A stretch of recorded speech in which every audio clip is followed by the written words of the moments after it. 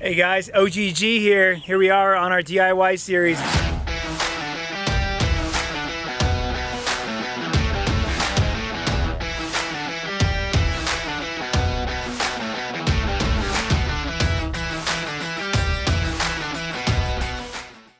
If you have a big tree and you can get some great ropes, I mean, we can supply ropes to you if you guys don't have a rope source. But we've got two big ropes hanging off this tree here, which is really great for climbing. We actually knotted them up because they have kids, and so it makes it easier for them to climb and them to put their feet on the rope itself, which is really great. We have a finished end on each of our ropes so it doesn't fray out, which is really great. So it's encased in kind of a plastic and burnt at the end.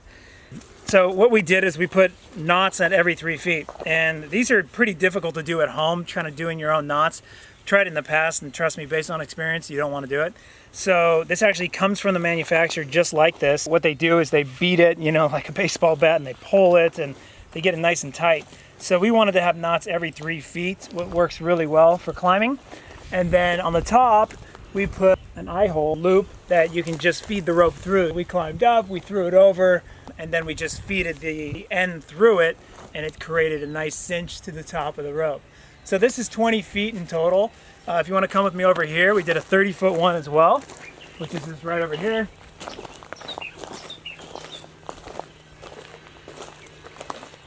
Which is really nice, and so if you want to get a higher climb and go all the way up into the tree, then this is a great one as well. It's always nice to have these knots. I mean, I know a lot of you guys out there are saying, oh, I don't need any knots, I can do straight rope.